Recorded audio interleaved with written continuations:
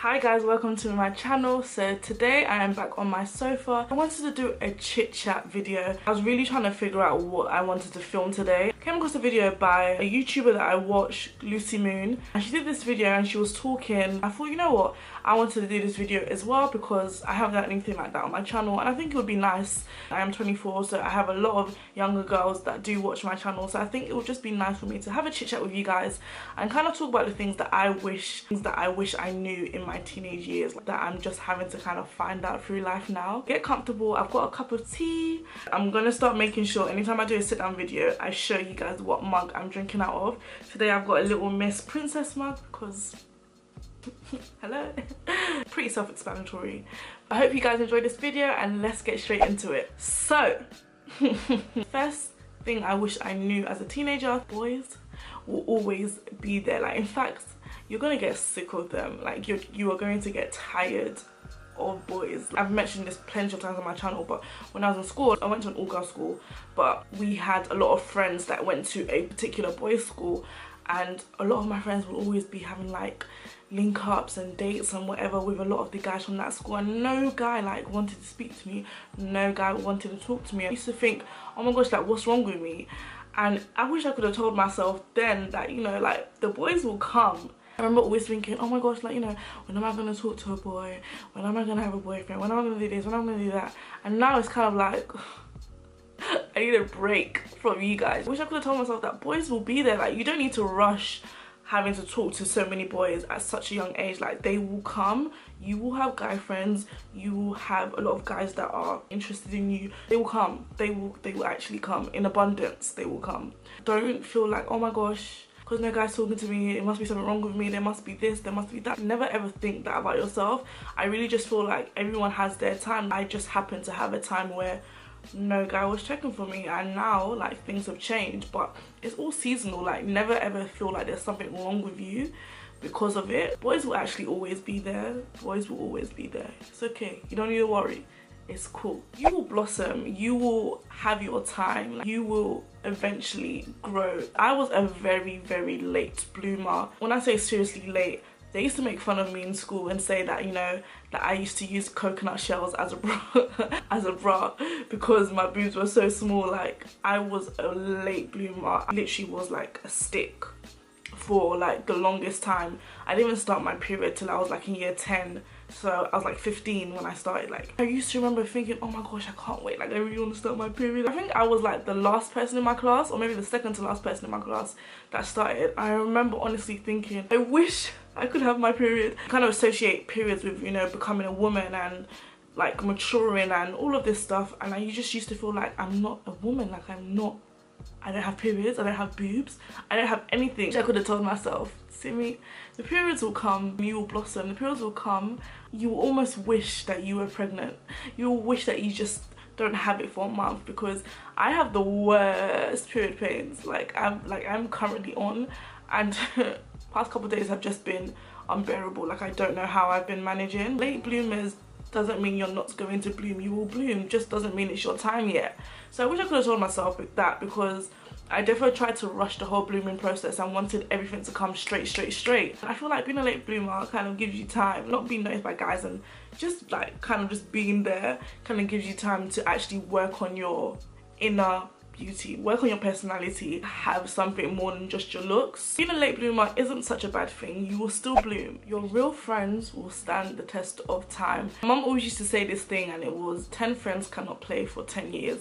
And she would always say that, and I would think, oh, why are you being so negative? Like, my friends that I have now will be my friends when I'm 20, when I'm 25. I used to always believe that, you know, my friends, my best friends that I had when I was like in year 7 will be the same friends I have when I'm in year 11, and will be the same friends that I have now that I finished uni and stuff.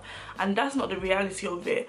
Life takes everyone through different seasons. You start off at secondary school, you break off during college, you might see someone else during uni. Your true friends will stand the test of time. Your true friends will be able to stand with you no matter the season, no matter where life takes you. Other people that don't necessarily stick around doesn't mean they're any less than a friend, but there's seasons for everything. Like, I think I'm gonna say this a lot, seasons. Some friends are seasonal. Friends that I was cool with when I was 13 aren't the friends that I'm cool with now that I'm 24. and some of the friends that I was cool with when I was like 12 are still some of the friends that I'm cool with now as a 24-year-old. Think about how much you put into a friendship, how much that person puts into a friendship. Some bonds aren't strong enough to stand the test of time. They're not strong enough to stand when you go through hard times, when they go through hard times. Some bonds literally just aren't that strong, but others get even stronger through time. Do you guys know my friend, my homegirl Alice? She's literally one of my longest friends. I've known her since I was like 11. We are still just as tight now. Some other friends that I've known since I was like 3, 4, I'm not cool with them anymore, but it doesn't mean we're any less of friends. If I see them, it's still all good, it's still gravy. But I wish I knew that, you know, some friends are actually seasonal. Don't be upset when you lose some friends, because you're always going to gain some friends along the way. 10 friends can't play for 10 years. Some will go, some will come, some will stay. Another thing I wish I knew as a teenager, well, I feel like I kind of knew. I didn't really, understand the true value of it, and that is the value of inner beauty. Growing up, it was all about how long your hair was, how many ribbons you could fit in your hair, how many lollipops you could stick in your hair. That was what a lot of us cared about. How we look on the outside. Do we look good? Is our belt matching our plimp soles? Everything was so much about your outward appearance. Inner beauty counts so much more than your outside beauty, and your inner beauty will always radiate to your outward beauty. Inner beauty is something that you should be cultivating, something that you should be nurturing from as early as you can, because there is some habits that I have. You know, they always say like relationships are like a mirror. You know, you see the bits of you that you might not necessarily know you have there. A lot of that stuff all goes back to the things that you should have nipped in the bud when you were younger, but you didn't really focus on it because you were more focused on your outward appearance. So I wish that I knew, you know, just how important inner beauty was, because there's a lot of habits and a lot of things that I didn't nip in the bud when I was younger that have still stuck with me when I'm older. I had to kind of learn and go through situations. I had to kind of experience things for me to think, okay, Simi, you reacting in that way isn't nice. One example is that for me, I don't like conflict. I hate having to do confrontations, like having to address issues.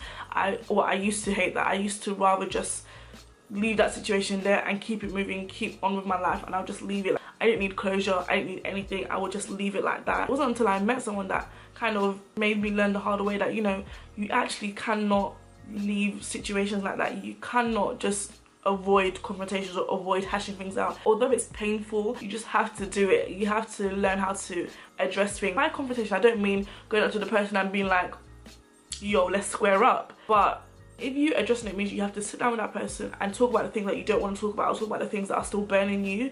If that means on the other side it will be fine, then you have to do it. And that's something I had to learn the hard way, honestly. Make decisions for yourself, not just to please people. I wish I could have told myself when I was much younger, because a lot of decisions I made in terms of like subjects and just life choices was based on the opinions of those around me, whether that be my friends, whether that be my family. I did a lot of people pleasing just because you just want to make everyone happy. Again, going back to you don't want conflict, you don't want to have to address issues. So I did a lot of making decisions that I necessarily wouldn't have made for myself. I wish I could have told myself to just go for the things you want to go for straight away, instead of having to figure it out along the way and then having to kind of drop things and all of that kind of jazz. Like, do what you want to do. Do you make decisions for yourself? Making decisions for yourself and not just to please people is very, very important, whether that be with your career choice, whether that be with the school you want to go to, the uni you want to go to, even down to like the clothes you want to wear. Make decisions for yourself and not just to please those around you. Another thing that I wish I knew when I was younger, because would have saved me a lot of time, I would have cared a lot less about what certain people thought about me, and that is, not everyone's gonna like you, and that is okay. I used to want everybody to like me. Like when I was younger, I was very cool with everybody from different batches, from different classes. I was cool with a lot of people, but as time went on, I kind of realized that some people will actually just not like you for the way you do your hair, or the way you do your lipstick, or because you wear nicer clothes, or because you can afford to buy certain things. Some people are gonna not like you just because you breathe a certain way. You cannot please everybody. Not everyone will like you, and that is actually fine. I cannot please everybody. I'm not jollof rice, you know, I'm not chocolate. I cannot make everybody happy. I can only make those that like me happy, okay? I wish I just told myself to just do you, Simi. Just be yourself, do what you want to do, it don't matter. Those that are going to like you will like you, and those that don't, they can keep it moving. Some people, even when they hear your name, they're already rolling their eyes. That's their business. And one thing I've realized is that you having an issue with me is your issue. It's not our issue, and it's not my issue.